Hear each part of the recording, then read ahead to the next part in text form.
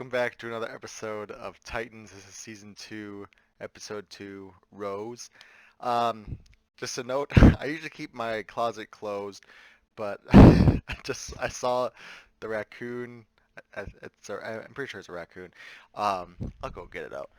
But in honor of Garfield Logan, I figured I figured we could keep him in the corner here tonight.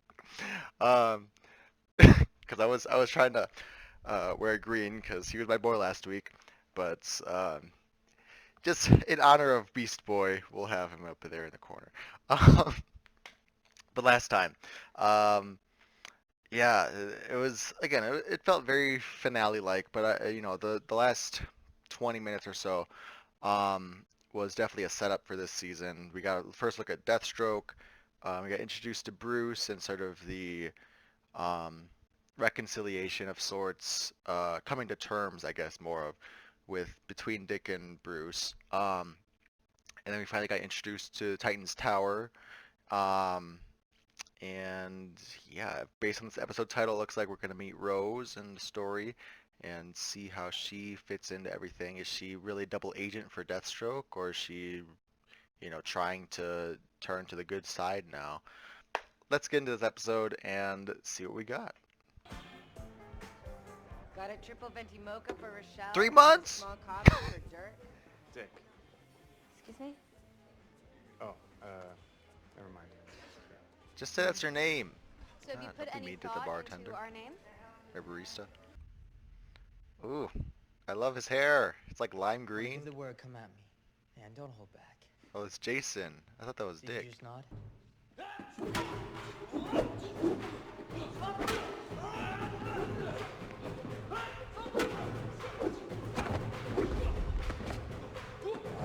This is actually pretty good.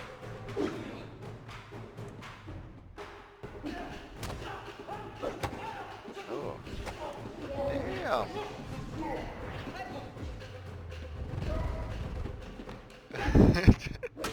Oh, nice. Yeah, fuck, man. I said don't hold back. What were you doing? I was fucking blindfolded. Alright, get changed. Attack scenarios in the tech room in 5 minutes. Those things hurt too. Then breakfast. Those are kendo Yo, look, it's training been 3 months, swords. man. When do I get to go back to Gotham City? Bruce doesn't think you're ready yet. Oop. Neither do I. I'm sorry, man. You blew your privileges. I could actually use some help with the others. They don't have the experience you have. Yeah, for sure. Have you noticed they sort of look up to you? Follow your lead? When you're on point, they're on point. When you're not, It's true. they need your leadership, Jason. You need to set the tone. I'm not Robin anymore. I like this. Damn.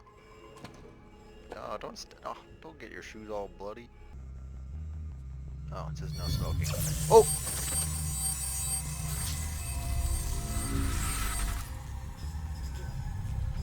I don't think he's normally like that. Good.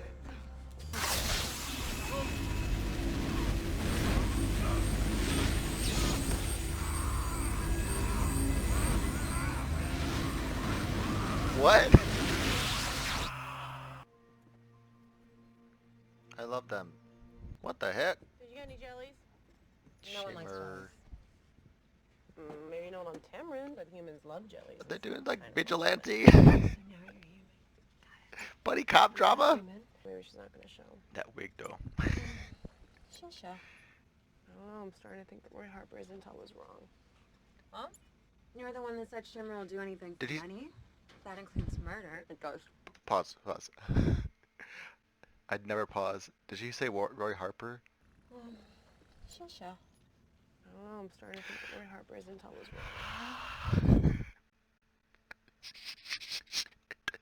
My boy Roy! Okay. Huh? What? Where'd she get that? Did Gar scratch her last season? What? What is up with this girl? She looks like she doesn't want to do this. Oh. Oh. Now it looks like the suspect. Who the hell is that? A total badass. Those punch sounds though.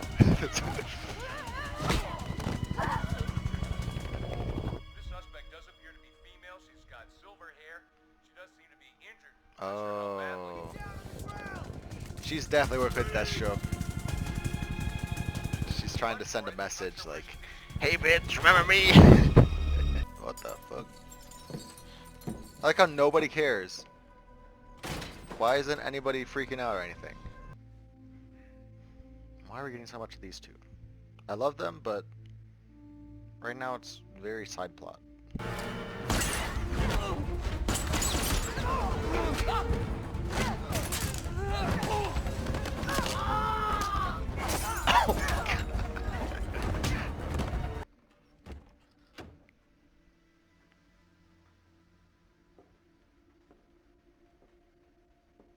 Ooh.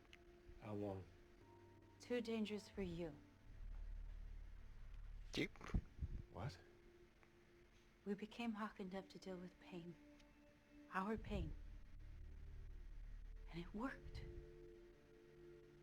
But then it wasn't enough for you, and you found other ways. You're wrong. Am I? That's why I went alone, so that you wouldn't risk a relapse. Oh, I see. So you were doing me a favor sneaking out behind my back like that. Maybe I was. Bullshit, Dawn. You were in a coma for a month. You got to sleep through it, but I didn't. I had to sit by your side wondering if you were gonna die every fucking day. What the? Ellis? Hey, you okay? What's wrong with him?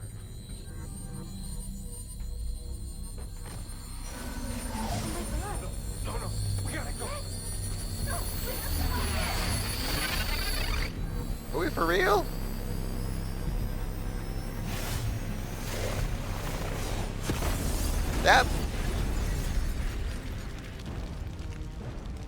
That much? This is a place where people like you can learn how to be the best version of who you are. It's And you Xavier's can do it school. without being afraid for your life. Boy, are you deluded.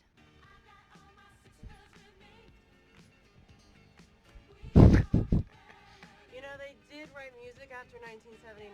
They didn't crank out We Are Family and call it quits. They should have. Can we please dip a tone to the 80s? Just 5 minutes of Madonna, that's all. These two are great. I love this buddy cop bullshit. Tonight's the best. She ain't showing. Linda Flinders, we're taking you into custody. Don't make this harder than it has to be. But that's what I do, love. What? She's Australian? Ooh. Okay, that's what Shimmer I'll does. go high. I'll go low. Yes! Here goes the whip. And pow! That was way easy. Really? Can resist.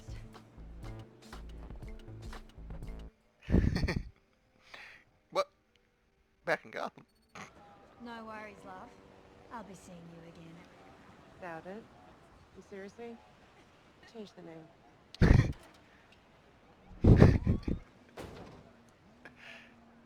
I gotta take this. Roy! Yeah. What do you want? You can keep the letter up Thanks. Bit! Get down!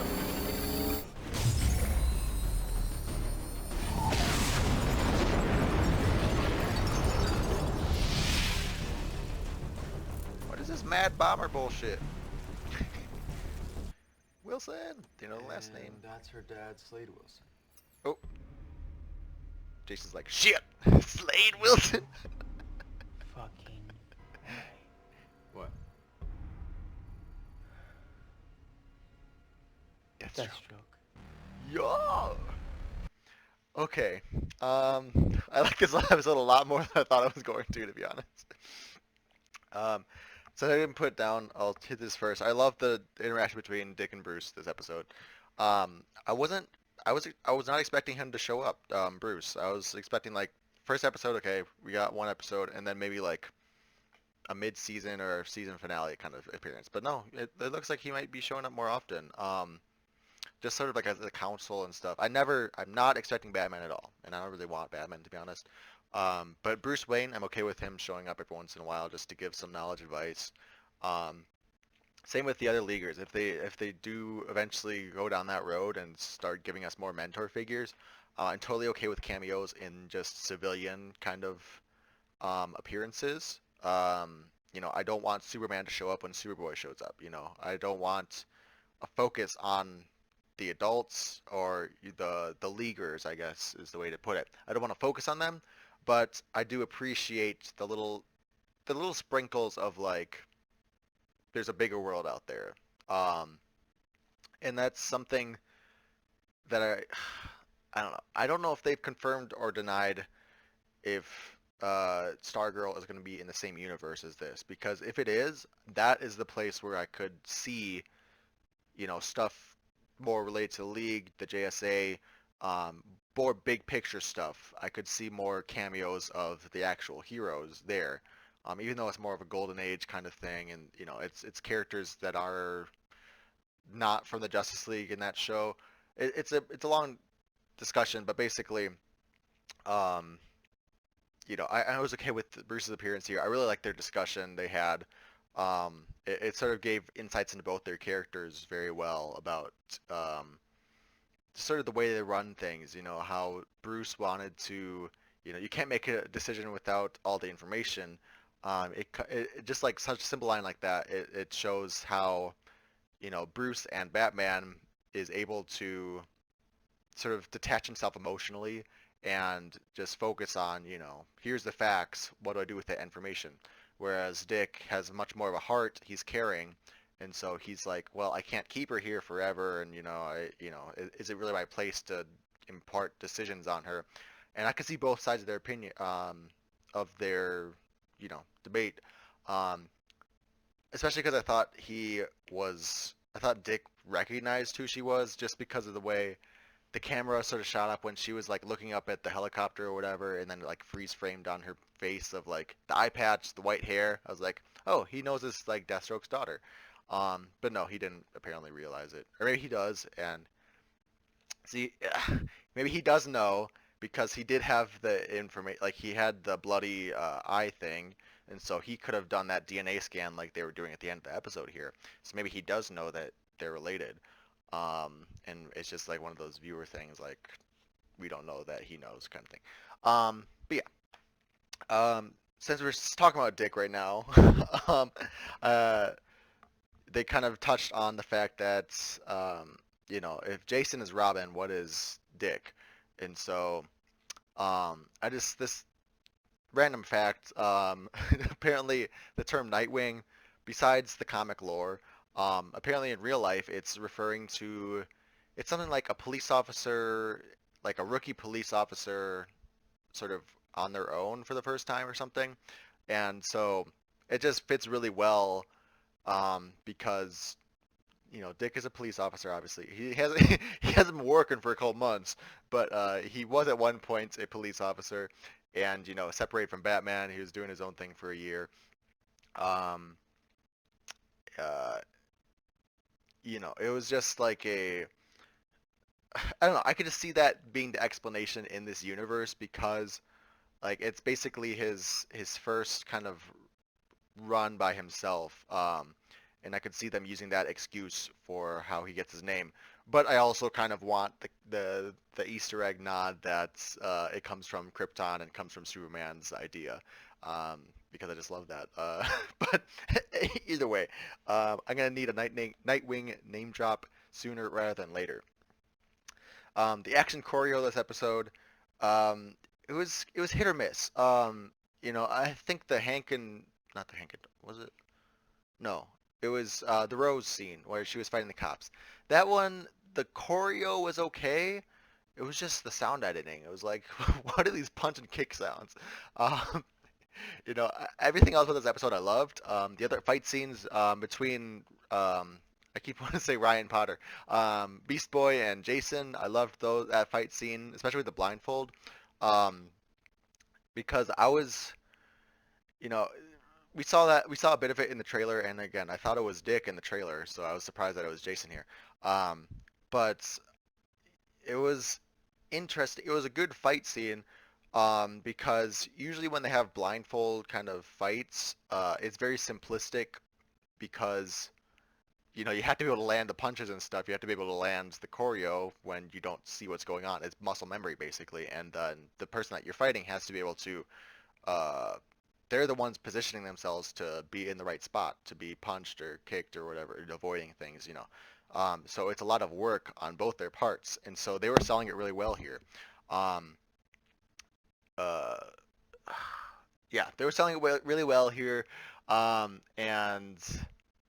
it was a lot more complex than I thought it was going to be. The choreo that they did use, and then just a little Easter egg fact, in case anyone didn't know, which it's possible, but I think a lot of people do know. Ryan Potter is actually a martial artist. He did like a few years ago before he was cast as Beast Boy. I know he was trying to run for Tim Drake in the DCEU. That plan, hmm, there's a lot of that's a different discussion altogether. But he does, he can do the action choreo here, and so I really appreciate that they had, and I guess Curran Walters, the guy that plays Jason, he's pulling his weight too. So I really like that they didn't have stunt doubles for that scene, or at least I couldn't tell that they had stunt doubles if they did. Um, but yeah, and then the Starfire Donna Shimmer that fight scene, quick fight, but it was still I really like the effects and the choreo for that too. Dr. Light. This might turn into a long discussion about him, but it's a very complicated character. They're setting out to be a very primary antagonist for the season, which is interesting. He's gonna be like the general to the boss, which is Deathstroke. At least that's what I'm kind of picking up here. Um, so this is just my theory. Again, there's a lot to talk. Yeah, when I get excited, I get tongue-tied. So there's a lot to talk about with Dr. Light. Firstly, we get his introduction in the jail cell. I believe the storyline that's going on is Rose broke him out of prison. That's why she's on the run from the cops, and then she gets picked up. And I think the play is she's basically doing a Judas contract without Tara. That's kind of the way that I'm thinking of it as. She's trying to infiltrate the group. She's like, I don't want to be with you guys, whatever. And then Dr. Light bombs the car. She has to stay with them now. Oh no, my dad's Deathstroke. But I'm running from him. Ooh. And then Dr. Light's trying to find her. Like, I think it's all just a ploy to get into their graces and to flush them out. Um, uh, I think it's definitely an abusive relationship, given the fact that she had to lose her eye for this to happen. I'm pretty sure Deathstroke probably like took her eye out and said, pushed her out, and like, go infiltrate the Titans now. And so I think she is right now. She's a bad guy, but I think by the end of it, she's gonna be turned.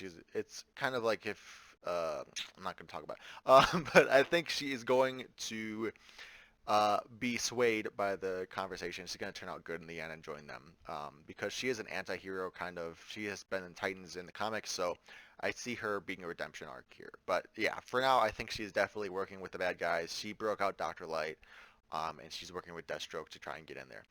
But speaking of Dr. Light, let's go back to him. Um, First off, his powers. What the fuck? He can make people living bombs of light, I guess. Um, and like his light beams kind of can like be absorbed by people. I don't know. This was so I only know him from two places. One is the Teen Titans show, obviously, where he was more of like just a blaster. He could just blast like kind of beams, but it was definitely like a G-rated show, so obviously he couldn't do too much with it. So they just simplified it to like he just blasts energy basically. Um, the other place I know him from is Identity Crisis. Um, so in Identity Crisis, if you haven't read and you have the DC Universe app, go read it. It is a very heavy run arc. I don't know what it is. Miniseries. Um, but it is. I really enjoyed it. It was definitely a very mature kind of take on the characters and a very philosophical discussion. But in the first, I believe it's the second issue. So if you do want to read it and you haven't read it yet, spoilers start here. Um, it's revealed that Dr. Light raped, I believe it was Elastic Man's, Elongated Man, sorry, wife. He assaulted her.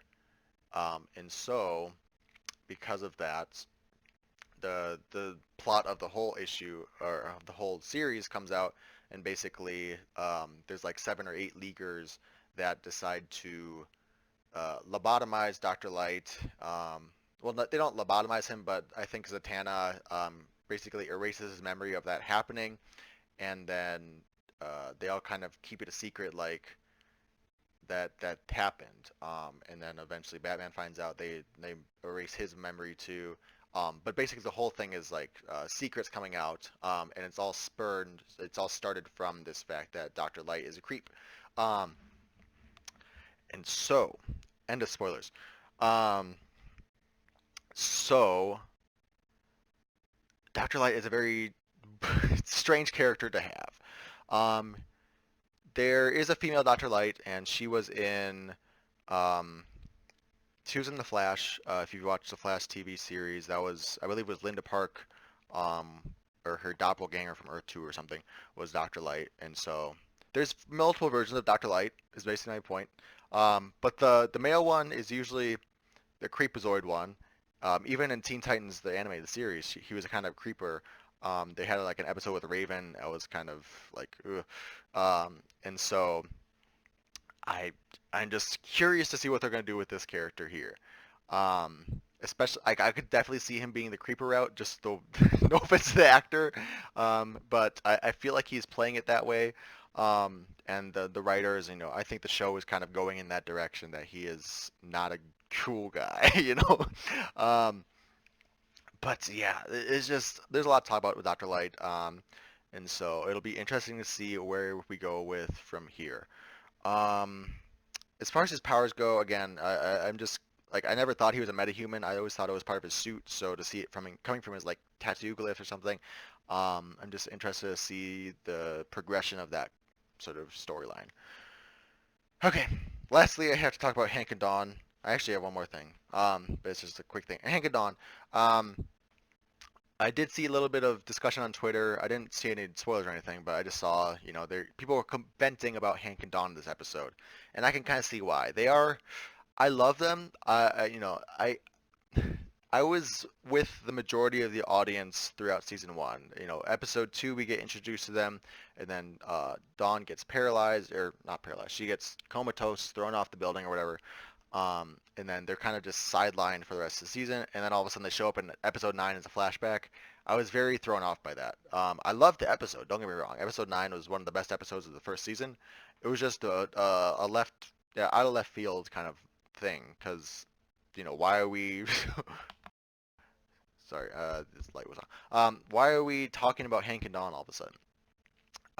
And then it kind of gets thrown into the story, like, oh, we gotta find Jason, and then, it's just a lot of the writing is not there. It's not as cohesive as, like, why do we care about these characters? Like, they get so many good parts right. Like, okay, we care about Hank and Dawn because they've been through so much tragedy and they're such great written characters, but what do they have to do with Trigon and Raven? Like, what what is the whole point of talking about these two when there's a whole, like, these people are all over here and you guys are just kind of having your little flashback over in this corner.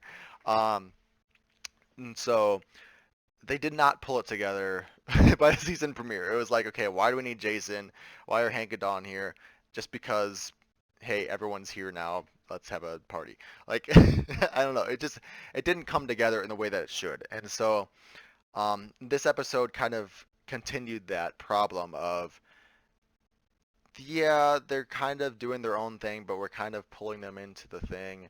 Um, they're tying in together with Dr. Light, which is a smart idea. They're having the Dr. Light bombings with Dick, and then Dr. Light bombings with Hank and Dawn, so they're kind of connected there now. They're all grouping back together now. And I kind of get where they're going, because there's there's a very thin string connecting all of these pieces together, because they were the former Titans. And we never knew that, but now we know that they're really the former Titans together with Dick and Donna, and then those two, they're all together. And so there's like there's a thread, there's a connective thread, but it's just not as strong as it should be.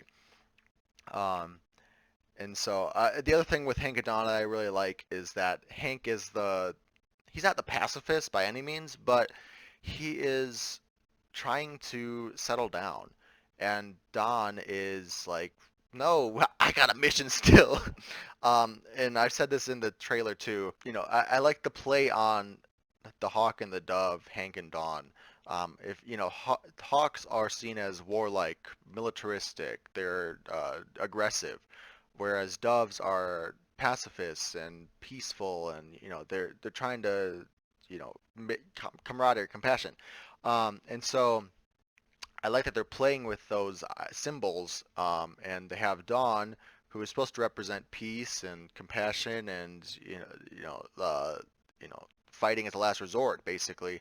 And she's the one that wants to be a vigilante still. She's breaking up drug rings, and and even in last season when she's in therapy, she's talking about like, why can't we make it fair? I want to, I'm gonna go after the coach that molested my boyfriend, and I'm gonna go in his house and kick his ass. She's very much the aggressor, even though Hank is aggressive as well. We're seeing the development of him being more like, no, this is bad for me. This is bad for us. We need to stop. Like I don't know. It's just a very interesting discussion about these two characters, and I like the way they're going with them. Um, but yeah, we can talk more about that in the comments if you guys want. The last thing, Roy Harper. I didn't see any casting news about him, so I don't think he's gonna show up. But if he does, I will die. Like I need Roy in my life, and the fact that he is like Donna's contact or something, like he's giving her information or something, I love it. Um, Especially because I shipped him so hard. Again, if read the Rebirth Titans run. Oh, it's so good. I need Donna in a black outfit. Like I think one more episode of her like suited up in the red as like because we're gonna get flashbacks. It looks like next episode's called Ghosts, so we're probably gonna get some like exposition about what's been happening in Titans. They've been dropping that a lot this episode, so I'm sure we're gonna get some flashbacks sooner rather than later. And so I'm okay with one episode of flashbacks of her in the red and like okay Wonder Girl one last time, but from now on I need her in black, like the same outfit just spray paint it black. That's pretty much what her. Okay, I need to get up. Sorry, Pasha. My dog is sitting right here too. Uh, Titans, Judas Among Us. No, Titans Apart. Well, they don't have him on there. Okay, we'll go with Judas. Okay, Titans. Okay. The episode discussion is pretty much over, so if you guys don't want to stick around for this, you're more than welcome to click off. I'll see you guys in the next episode. This is just for the people that really love hearing me talk too much. Let's find this is a good picture of them all. So, where are they? They're right here. Okay. So here's Wally, obviously. Look at Donna. Bam, in the black. Stars and stripes, all of it. It's pretty much the Wonder Girl outfit in the red. It's just black version. I need that. And then here's Roy in the corner. I need Roy too. Ugh, I can't wait. Oh, look at these covers. Oh my god, I need to reread this. Okay, here's an even better picture of her. Ugh, fuck. Okay, yeah. Sorry, this camera thing. Look at her. Bam, black, in the stars. I need it. I need it. If Nightwing suits up, I'm gonna need her to get a suit up too. Um, yeah, and then Garth. Um, yeah, Garth's a bit weird too. Um, he's in his classic red outfit, but this is Garth in the blue right here. Aqualad, sorry, Tempest in this book, but yeah, again, I don't think Garth's gonna survive this season. I'm pretty sure he's dead already. Um, so I'm not too. On one hand, I'm sad about it because I want the original. I think it was Dick, Wally, Roy, and Roy was fifth, I think. It was Dick, Wally, Donna were the original three, and then Garth was kind of the fourth one in that group, and then I believe Roy was the fifth. Anyways, my point is, I need the group back together. Um, okay, so um, but it's not gonna happen because I'm pretty sure Garth's dead. But I'm not too heartbroken over it because there are other Aqualads, whereas there aren't other. Well, there's other Wonder Girls and Kid Flashes and Red Arrows technically, but there's not as much. There's there's like one alternate, and they're kind of not as prominent. Nothing against Cassie Sandsmark. Nothing against other Wally West. Nothing against Emiko, Queen, but not as prominent as Roy, not as prominent as Wally, not as prominent as Donna. So, whereas with Aqualad, we have Calder. Calder has proven. I mean, he's so good that they made him comic canon. That's how good Aqualad from Young Justice was. So, I'm gonna stop blabbering. We could talk about it when it happens in the show. But yeah, I love this episode. Obviously, I've been talking for the last 15 minutes about this episode and like tangentially stuff about it. Um, Post your thoughts in the comments about this episode. What do you guys think? Um, Talk to me about Dr. Light, Hank and Dawn. Um, Talk about Roy. Talk to me. If you guys don't know what to talk about, those are 3 topics for you to talk about. Um, and yeah, we'll see if any of my predictions are right. And yeah, we'll see what kind of ghosts we have to deal with next week, next episode. Thanks for watching, everyone, and I'll see you in the next video.